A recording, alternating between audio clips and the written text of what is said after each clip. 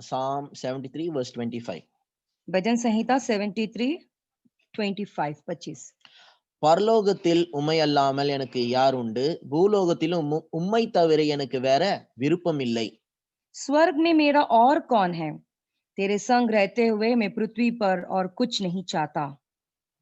இங்க என்ன சொல்லப்பட்டிருக்கு பாருங்க. देखो यहाँ पे क्या लिखा गया है, பரலோகத்துலனாலும் சரி, स्वर्ग में भी हो तो भी, பூமியிலனாலும் சரி, पृथ्वी पर हो तो भी, சங்கீதக்காரன் சொல்றாரு, எனக்கு உம்மை அல்லாமல் வேற விருப்பம் எனக்கு இல்ல அப்படின்றாரு.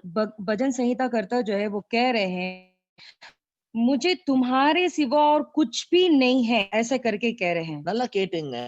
अच्छे से सुने। நம்ம கிறிஸ்டியன்ஸ் வந்து நிறைய காரியங்கள டயலாக காப்பி அடிக்கிறதுல நம்பர் 1. देखो मसीह जो लोग, हमारे जो मसीह के लोग हैं, बहुत सारे डायलॉग्स को जो है कॉपी नकल करने में बड़े प्रसिद्ध है। மத்தவங்க ஜெபம் பண்றத பார்த்து அப்படியே கத்துக்குவோம். दूसरे लोग अगर जो प्रार्थना करते हैं वो प्रार्थना को देख के हम वैसा ही सीख जाते மத்தவங்க हैं। ஜெபம் பண்றத பார்த்து ஜெபத்த கத்துக்க தப்பு இல்ல.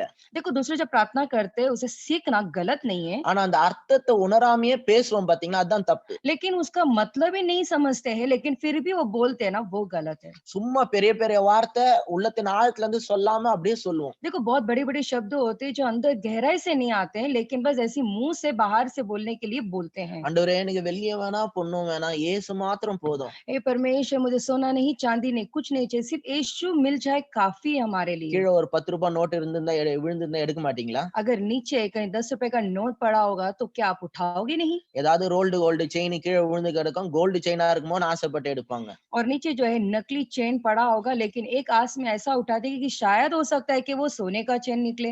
இயேசு தான் இருக்கிறார்ல, விட்டு போக வேண்டியதுதானே. अरे यीशु तो है ना, तो छोड़कर चले जाते आगे। சும்மா அதெல்லாம் வந்து ஒரு டயலாக், எனக்கு வெள்ளியும் வேணாம் பொன்னும் வேணாம், இயேசு மாத்திரம் போதும். बस सिर्फ बोलने के लिए डायलॉग है, बस हमको सोना नहीं चाहिए, हमको चांदी नहीं चाहिए, केवल यीशु मिल जाए काफी है हमारे लिए। எனக்கு காரும் வேணாம் பங்களா வேணாம், இயேசு மாத்திரம் போதும். मुझे कार नहीं चाहिए, मुझे बंगला नहीं चाहिए, लेकिन यीशु अगर मुझे मिला तो काफी होगा। உங்களுக்கு யாராவது கார் கொடுத்தா வேணான்டுவீங்களா? अगर तुम्हें कार देंगे तो क्या तुम ना कहोगे? இல்ல பங்களா கொடுத்தா வேணான்டுவீங்களா? अगर तुम्हें कोई बंगला देंगे तो क्या नहीं कहोगे?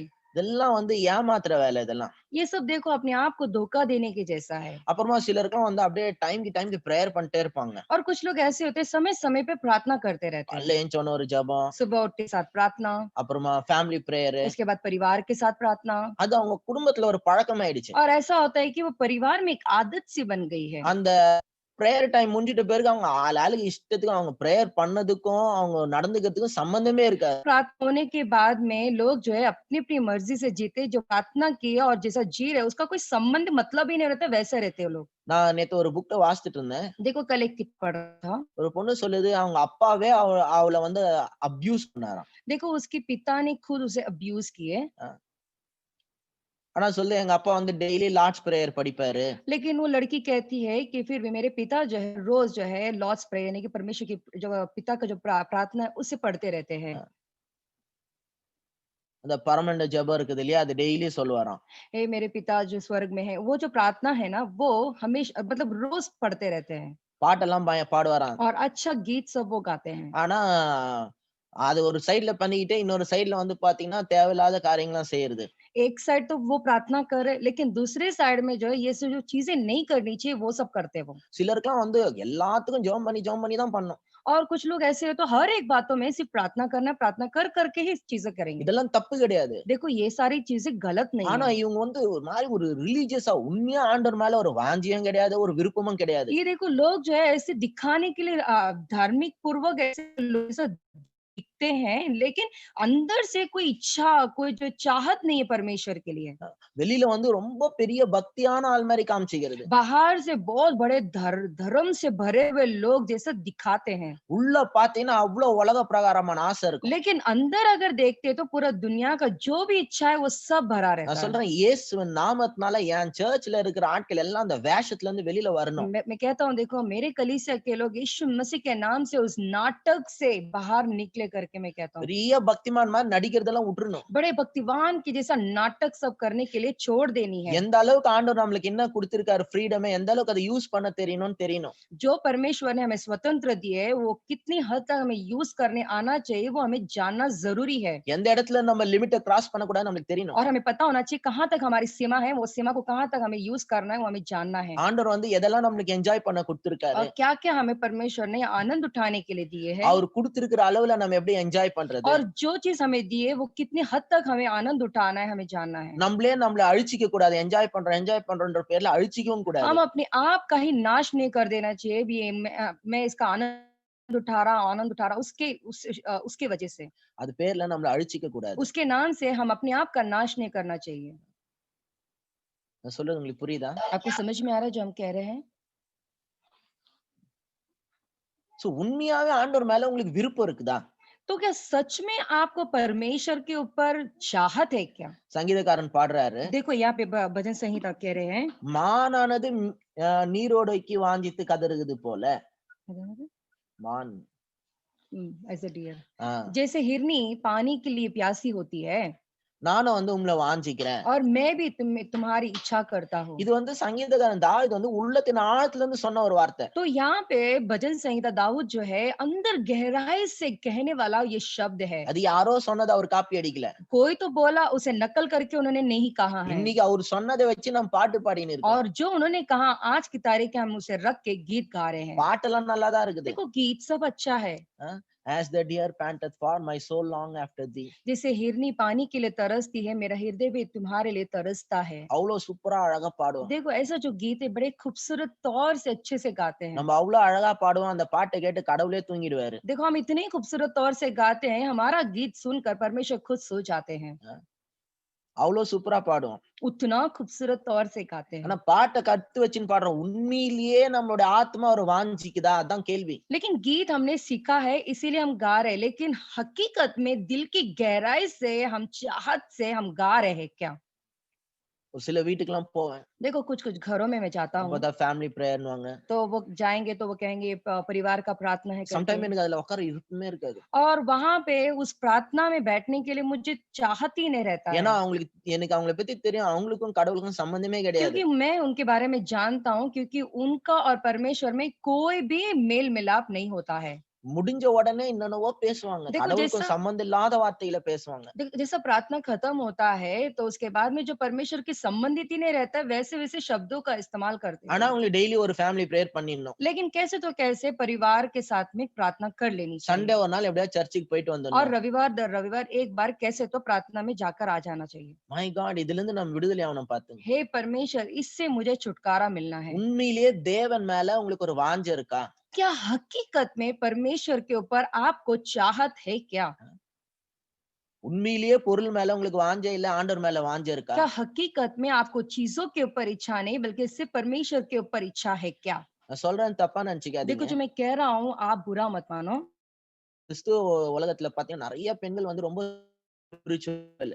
देखो मसीह जीवन में बहुत सारे महिलाएं बड़े आत्मिक होते हैं, நல்லா முக்காடு போட்டு अपन ஜெபம் தான். हमेशा सर में पल्लू डाल के लगातार कभी भी प्रार्थना में ही रहते हैं। ஆண்டவரே எனக்கு எதுவும் நீங்க தான் हे வேணும்னு. परमेश्वर, मुझे कुछ नहीं चाहिए, केवल आप ही मुझे चाहिए। ஆனா வீட்ல பார்த்தா புருஷன் கிட்ட பொருளுக்காக சண்டை போட்டு நிப்பாங்க. लेकिन घर में ऐसा होता है, पति के पास चीजों के लिए वो लड़ती रहती है, புருஷன் அவமானப்படுத்திட்டு இருப்பாங்க. पति की बेइज्जती करती நீ रहती என்ன है। வாங்கி கொடுத்த எனக்கு? तूने मुझे क्या दिलाया? மத்தவங்க எல்லாம் பாரு இதை வச்சிருக்காங்க, அதை வச்சிருக்காங்க. बाकी के लोग देख ये रखे हैं, वो रखे हैं। அவங்க எல்லாம் பாரு எவ்வளவு நகை வச்சிருக்காங்க. देखो वो लोग सब कितना सोना पहने हैं। ஆனா பிரேயர் எல்லாம் பாத்தீங்கன்னா பயங்கரமா இருக்கும். लेकिन प्रार्थना सब अगर देखा जाए बहुत जबरदस्त होता है। ஆண்டவரே எனக்கு எது வேணாம், நீங்க மாத்திரம் போதும். हे परमेश्वर, मुझे कुछ नहीं चाहिए, सिर्फ आप मुझे मिल जाए काफी है। ஆனா புருஷன் கிட்ட போய் சண்டை போட்டு நிப்பாங்க. लेकिन फिर घर जाते हैं और पति के पास झगड़ा करते रहते हैं, பொருளுக்காக அழுதுகிட்டு இருப்பாங்க. और चीजों की वजह से रोते रहते हैं। சொல்றது உங்களுக்கு புரியுதா? आपको जो कह रहे हैं हम समझ में आया है क्या? சொல்றேன் உண்மையிலேயே நீங்க கொஞ்சம் நீங்க யோசித்து பாருங்க. உண்மையிலேயே ஆண்டவர் தான் வாஞ்சியா? हकीकत में मैं कहना चाहता हूँ, दिल से आप कहे कि आपको सच में परमेश्वर के ऊपर चाहत है क्या? நான் உண்மையிலேயே ஆண்டவரை வாஞ்சிக்கிறேனா? क्या मैं सच में परमेश्वर की चाहत रखता हूँ क्या? ஆண்டவர் தான் என் விருப்பமா? क्या परमेश्वर ही मेरी इच्छा है क्या? அதை நீங்க யோசித்து பாருங்க. और इसके बारे में आप सोच कर நான் देखिए। இன்னைக்கு ஒரு காரியம் சொல்றேன். देखो एक बात मैं आज बताता हूँ आपसे। நிறைய பேருக்கு ஆண்டவர் மேல பசியே கிடையாது. देखो बहुत सारे लोगों को परमेश्वर के ऊपर भूख ही नहीं है। நிறைய பேருக்கு ஆண்டவர் மேல வாஞ்சையே கிடையாது. देखो बहुत सारे लोगों को परमेश्वर के ऊपर चाहत ही नहीं है। எவ்வளவு சாப்பிட்டாலும் 3 டைம் சாப்பிட்டுனே இருந்தாலும் பசி எடுத்துக்கிட்டே இருக்கு. देखो कितना भी खाए 3 दफा खाना ही खाना है उनको भूख लगता ही है समय पर। காலையில சாப்பிட்டாலும் மதியானம் பசி எடுக்குது. सुबह भी खाएंगे तो दोपहर को भी नहीं भूख लगती है, மதியானம் சாப்பிட்டாலும் பசி எடுக்குது. दोपहर को खाएंगे तो रात को भी भूख लगती है, சாயங்காலம் शाम को भूख लगती है। சாயங்காலம் திருப்பியும் ஸ்நாக்ஸ் சாப்பிட்டாலும் திருப்பியும் ராத்திரி பசிக்குது. तो शाम को अगर स्नैक खाते हैं उसके बाद में जो है उनको रात में भूख लगती ही है। சாப்பாடு இதுல வேற இதெல்லாம் இல்லாம திருப்பி மிட் நைட்ல சிலருக்கு பசி எடுக்கும். और ऐसा होता है इसके अलावा वापस से कुछ लोगों को जो है बीच रात में भी भूख लगती है। ஆனா ஆண்டவர் மேல வாஞ்சை இருக்குதா? क्या लेकिन परमेश्वर के ऊपर वो चाहत है? உங்களுடைய ஆத்துமால ஒரு பசி இருக்குதா? உங்க சோல்ல ஒரு ஹங்கர் இருக்கு ஆண்டவருக்காக? आपके आत्मा में क्या परमेश्वर के लिए वो भूख है क्या?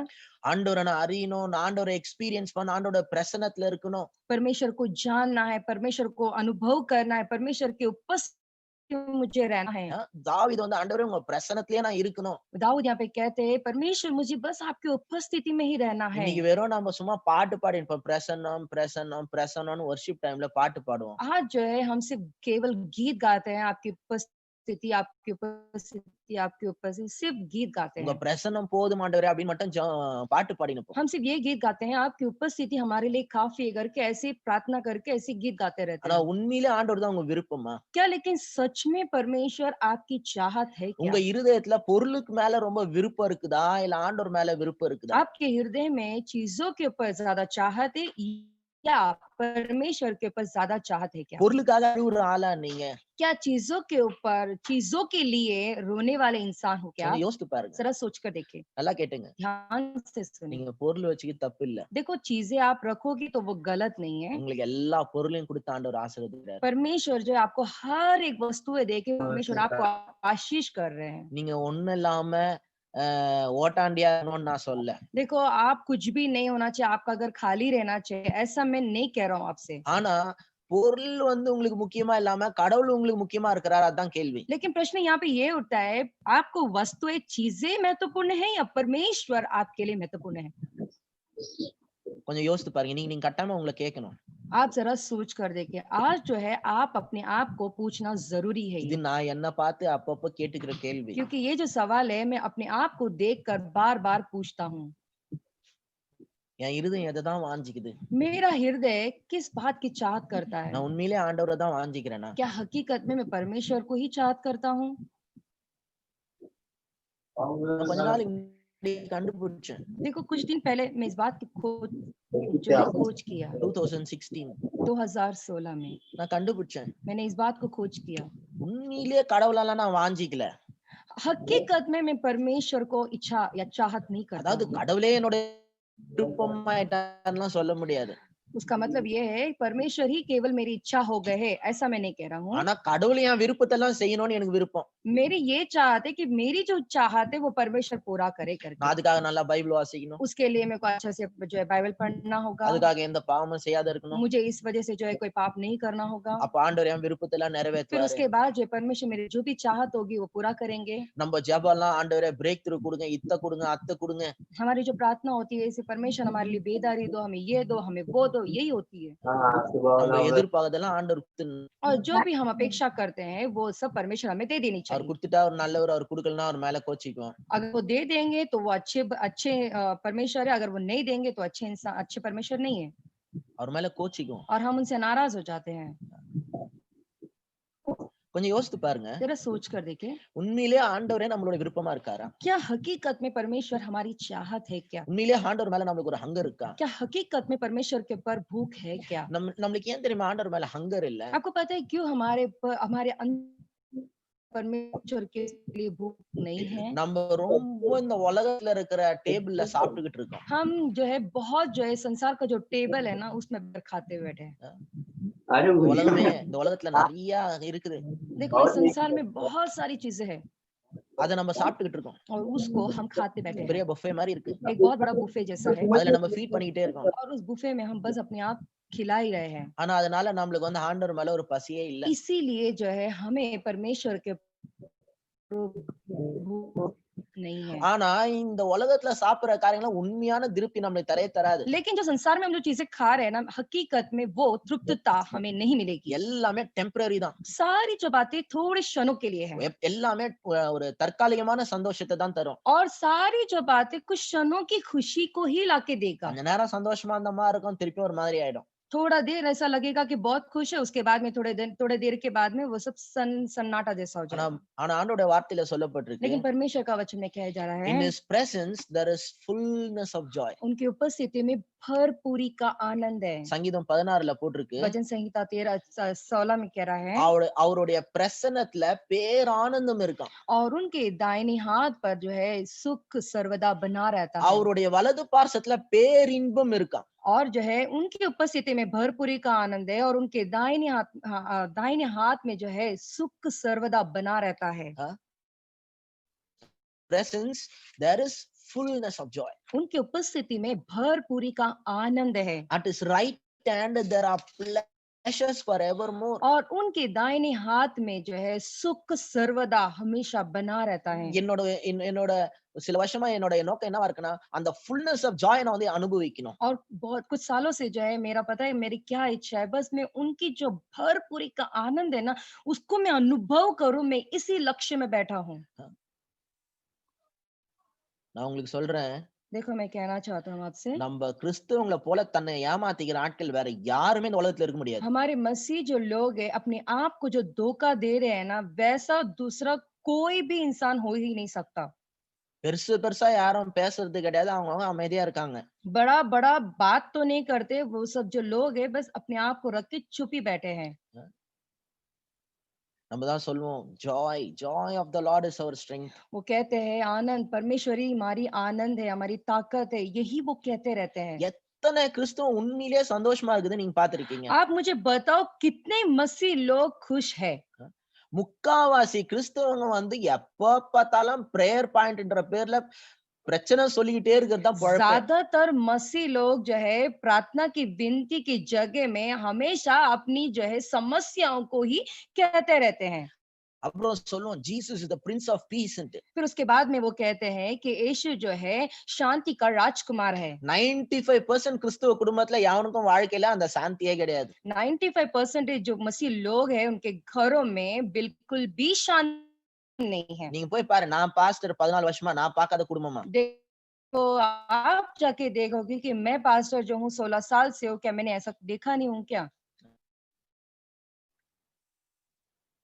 சமாதானமே இல்ல குடும்பத்துல. उस परिवार में शांति ही नहीं रहता है। ஆனா நம்ம பேச்செல்லாம் பாத்தீங்கன்னா பீஸ் ஜாய் வாயிலே வடை சுட வேண்டியதுதான். लेकिन हमारी जो बातें होती है शांति आनंद, मुंह में ही जो है भजिया तलते हैं वैसा। நானே அதுல இருந்து ஃபெட் அப் ஆயிட்டேன். और इस बातों से मैं खुद ही परेशान हो गया हूँ। நான் கூட நிறைய வாயிலே வடை சுட்டிருக்கேன். क्योंकि मैं भी जो है मुंह में बहुत सारे वड़े को बनाया हूँ। இப்போ வந்து என்னோட கோலே வந்து ரியல் வடையை சாப்பிடணும். लेकिन अभी मेरा लक्ष्य ये है कि हकीकत जो है रियल बड़ा आने का है। எப்பா நான் யாருக்கும் பெருசா பிரசங்கமே பண்ணலனாலும் பரவாயில்ல. ஆனா ஆண்டவருடைய வார்த்தையில சொல்லி இருக்கிறதெல்லாம் நான் அனுபவிக்கணும்னு உட்கார்ந்துட்டு இருக்கேன். इतना बड़ा जो है जो है किसी के लिए प्रचार ना भी करूं तो भी चलेगा, लेकिन जो है परमेश्वर का पूरी तरह से अनुभव करूं करके बैठा हूं मैं। சீரியஸா சொல்றேன். सच में कह रहा हूँ। சண்டே கட்டாம பிரசங்கம் பண்ணுமேன்னு பிரசங்கம் பண்ணிட்டு இருக்கேன். देखो आज रविवार है और मुझे कैसे तो प्रचार करना है, इसीलिए मैं भी प्रचार कर रहा हूँ। நான் இப்போ வந்து ரியலா ஆண்டவருடைய experience. I'm after real experience with God. अभी जो है मैं परमेश्वर के जो रियल अनुभव है उसके पीछे बैठा हूं। எதை பத்தியும் கவலை இல்ல. நான் ஆண்டவர் சொல்லி இருக்கிறதெல்லாம் நான் எக்ஸ்பீரியன்ஸ் பண்ணணும். मुझे किसी बात की कोई चिंता नहीं, लेकिन जो बाइबल में कह रहा है बस उस बातों को मैं अनुभव करूं, उसमें मैं लगा हूं। அந்த ஆண்டவர் சொல்லி இருக்கிற fullness of joy பேர் ஆனந்தத்தை நான் அனுபவிக்கணும். और यहाँ पे जो परमेश्वर कह रहा है ना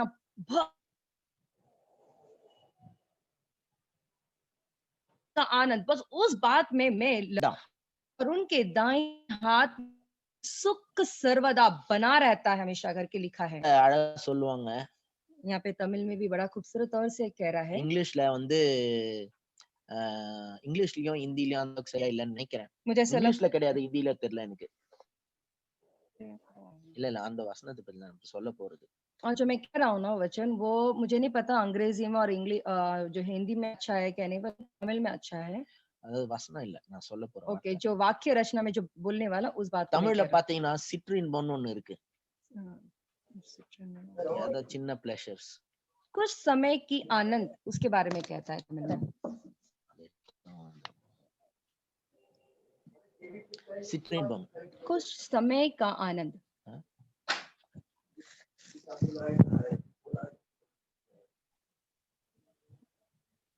அப்புறம் பைபிள்ல வந்து சொல்லியிருக்கு பேரின்பம் அப்படின்னு சொல்லியிருக்கு. फिर उसके बाद में जो है भरपूरी का आनंद। நம்ம இதுவரைக்கும் சிற்றின்பத்தை தான் அனுபவிச்சிருக்கிறோம். हम अभी तक जो है कुछ समय समय का जो आनंद है ना, उस बात को ही हम अनुभव किए இந்த हैं। உலகத்துல இருக்கிற எல்லா இன்பமே சிற்றின்பம் தான். देखो इस संसार में जो भी चीज है वो सब जो है वो थोड़े क्षण का ही खुशी को लेकर आता है। போதை மருந்து எடுத்தா கொஞ்ச நேரம் போதையா இருக்கும். திருப்பியும் கொஞ்ச நேரத்துல நார்மல் ஆயிடும். जब ड्रग्स लेते हैं तो वो लेते हैं, उसके बाद में जो है थोड़े क्षणों के लिए हमें अच्छा लगता है, लेकिन उसके बाद में खत्म हो जाता है। எல்லாமே கொஞ்ச நேரம் தான். हर एक चीज थोड़े समय के लिए। அதுல 2 விதம் இருக்கு. उसमें दो तरीका है। சில இன்பம் வந்து நம்ம அனுபவிக்கணும்னு ஆண்டவரே குடுத்தது. देखो कुछ जो है जो कुछ जो चीज come again. சில இன்பம் வந்து ஆண்டவரே நம்ம அனுபவிக்கணும்னு குடுத்தது. कुछ कुछ जो चीजें जो है परमेश्वर खुद ने हमें दिए ताकि हम उसका अच्छे से आनंद उठाए करके। சோ அதுக்கு பேர் வந்து இங்கிலீஷ்ல லெஜிட்டிமேட் பிளஷர். उसका मतलब ये है कि परमेश्वर के आया हुआ जो रियल லெஜிட்டிமேட் பிளஷர்னே சொல்லுங்க. लेजिटिमेट प्लेजर बोलते हैं। அப்படின்னா நம்மள அது அனுபவத்தை அனுபவிக்கிறதுக்கு நம்மளுக்கு உரிமை இருக்கு. और जो है उस जो है पल भर की यानी कि सॉरी वो उस खुशी को अनुभव करने के लिए हमारा अधिकार है करके। சிலது வந்து இல்லெஜிட்டிமேட் பிளஷர். और कुछ जो है इलेजिटिमेट प्लेजर है। அதாவது அது அனுபவிக்கிறதுக்கு ரைட்ஸ் கிடையாது. उसका मतलब ये है उस अनुभव करने का कोई अधिकार नहीं। அத நம்ம செஞ்சிட்ட பிறகு நம்மளுக்கு கில்ட்டி ஆயிடும். और चीजें करने சோ லெஜிட்டிமேட் பிளஷர் இருக்கு, இல்லெஜிட்டிமேட் பிளஷர் இருக்கு. लेजिटिमेट प्लेजर है और इलेजिटिमेट प्लेजर है। இல்லெஜிட்டிமேட் பிளஷர் என்னன்னா, அத அனுபவிச்சிட்ட பிறகு வரைக்கும் சந்தோஷமா இருக்கும். அனுபவிச்சிட்ட பிறகு கொஞ்ச நேரத்துல கில்ட்டி ஆயிடும். குற்ற உணர்வு வந்துரும். उसका मतलब ये है वो चीज़ जो है हम अनुभव करते हैं, लेकिन अनुभव करने के बाद में अच्छा लगता है, लेकिन उसके बाद में जो है दोषी भावनाएं महसूस होती है। அனுபவம் பண்ணும்போது நல்லா இருக்கும். முடிஞ்ச உடனே கில்ட்டி ஆயிடும். अनुभव करने के हमें अच्छा लगता है, लेकिन जैसा खत्म हो जाता है दोष भावनाएं महसूस होता है। அந்த இல்லெஜிட்டிமேட் பிளஷர்ல தான் நம்ம அதிகமா ஈடுபட்டிருப்போம். ऐसे जो है अनैतिक चीजों में हम आनंद उठा रहे हैं। முடிஞ்ச உடனே மனசு கஷ்டமா இருக்கும். और जैसे वो खत्म हो जाता है उसके बाद में थोड़ा सा मन दुख हो जाता है। ஏன்டா செஞ்சோம்னு வருத்தப்படுவோம். और ऐसा होता है कि अरे क्यों तो किए करके हमें महसूस होता है। பயங்கரமா குற்ற उணர்வா और இருக்கும். बहुत सारी दोष भावनाएं महसूस होती है மனசு கஷ்டமா இருக்கும். और मन बहुत दुख हो जाता है உங்களே உங்க மேல உங்களுக்கு வெறுப்பா और இருக்கும். अपने आप को ये सोचकर जो है तुम्हें बहुत चीड़ आने लगती है அப்புறம் ஷேமா ஒரு வெட்கமா இருக்கும் நம்மளுக்கு. और उसके बाद में शर्म महसूस होने लगती है। சில பிளஷர் வந்து ஆண்டவர் கொடுத்தது. देखो कुछ कुछ जो प्लेजर है वो परमेश्वर की ओर से आया है। ஆண்டவர் வந்து இன்பத்துக்கு அகைன்ஸ்டா இருக்காருன்னு நினைக்காதீங்க. देखो जो परमेश्वर है वो आनंद के विरोध है करके आप ऐसा न सोचे। ஆண்டவர் சொல்லப் போனா அவரு வந்து உங்களுக்கு பேரின்பம் கொடுக்கணும்னு விருப்பப்படுறாரு. परमेश्वर चाहता है कि आपको भरपूरी का आनंद वो दे करके। நீங்க ஒரு பேரின்பத்தை அனுபவிக்கணும்னு ஆண்டவர் விரும்புறாரு. और परमेश्वर चाहते हैं कि वो आप इतना जबरदस्त मजे उठाए करके आप परमेश्वर सोच रहे हैं। So God is not against God is not against pleasure. देखो परमेश्वर कोई मजे के विपरीत नहीं है। He wants to give you pleasure forevermore. परमेश्वर आपको जो है वो प्लेजर, वो मजा, वो आनंद हमेशा के लिए देना चाहते हैं। நான் சொல்ல நல்லா கேட்டுங்க. जो मैं कह रहा हूँ ध्यान से सुने இது வந்து உண்மை. और ये सच्चाई है। இந்த உலகத்துல இருக்கிற எந்த இன்பமும் ये संसार में जो भी मजा है ना, ஆண்டவரோட ஒரு பெரிய இன்பமா இருக்கவே முடியாது. वो परमेश्वर से बड़ा मजा हो ही नहीं सकता। ஆண்டவர் தான் கிரேட்டஸ்ட் பிளஷர். देखो परमेश्वर ही सबसे सर्वोत्तम मजा है, आनंद है। நான் உங்களுக்கு சொல்றேன், ஆண்டவரை நீங்க எக்ஸ்பீரியன்ஸ் பண்ண ஆரம்பிச்சீங்கன்னா, देखो आप परमेश्वर को अनुभव करने के लिए शुरू करोगे तो நீங்க இந்த உலகத்துல இதுவரைக்கும் பார்க்காத ஒரு இன்பத்தை உங்க வாழ்க்கையில அனுபவிப்பீங்க. आपने इस दुनिया में देखे नहीं होंगे, उस बात का, उस मजे को आप अनुभव करोगे। அந்த இன்பத்துக்கு ஈக்குவலா இந்த உலகத்துல ஒரு இன்பமும் கிடையாது. और उस मजा के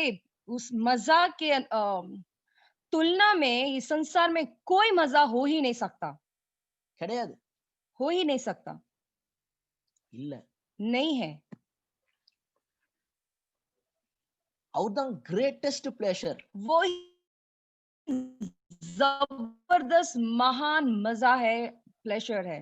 அவர்கிட்ட இருந்து அந்த இன்பத்தை பெறணும்ன்றது தான் என்னோட விருப்பம், கோல் இப்போ. और ये जो है मजा को ही लेना ही मेरा जो है लक्ष्य बना है। நான் சொல்றது உங்களுக்கு புரியுதா? आपको समझ में आ रहा है जो हम कह रहे हैं? அது அவரை தேடுறது தான் வரும். और हकीकत में सत्य मन से, सच्चाई वाले मन से अगर आप ढूंढोगे तभी आपको मिलेगा। நம்ம கிறிஸ்டியன்னு ஒரு கேம் விளையாடிட்டு देखो இருக்கோம். हम मसीह है बोल के जो है धर्म पूर्वक गेम खेल रहे हैं। ரைட்டான டயலாக்கா இருக்கும். देखो जो भी शब्द इस्तेमाल करते एक अच्छा सही डायलॉग जो है हम कहते हैं, எல்லாமே ஆண்டவரோட ராஜ்யத்துக்கு தானே பிரதர். सब कुछ परमेश्वर राज्य के लिए ना भाई। கேட்கறதுக்கு நல்லா தான் இருக்கு, ஆனா பாவம் அவங்களுக்கு ராஜ்யனாலே தெரியாது. सुनने के लिए तो अच्छा है लेकिन पाप बेचारे राज्य का मत। ஓகே, கேக்குதா இப்போ? நடுவுல கொஞ்சம் நெட்வொர்க் ஃப்ளக்சுவேட் ஆயிடுச்சு. கேக்குதா இப்போ? तो आपको सुनाई दे रहा है क्या? क्योंकि बीच में जो है नेटवर्क थोड़ा फ्लक्चुएट हो रहा था। எல்லாருக்கும் கேக்குதா? क्या सभी को सुनाई दे रहा है? Okay, thank you. சோ மனுஷனுடைய முடிவான நோக்கம் என்ன? तो मनुष्य का आखिरकार उद्देश्य क्या है? சோ அதுக்கு பதில் கண்டுபிடிச்சாங்க. तो इसका उत्तर उन्होंने खोजा। நல்லா பைபிள படிச்சது இல்ல.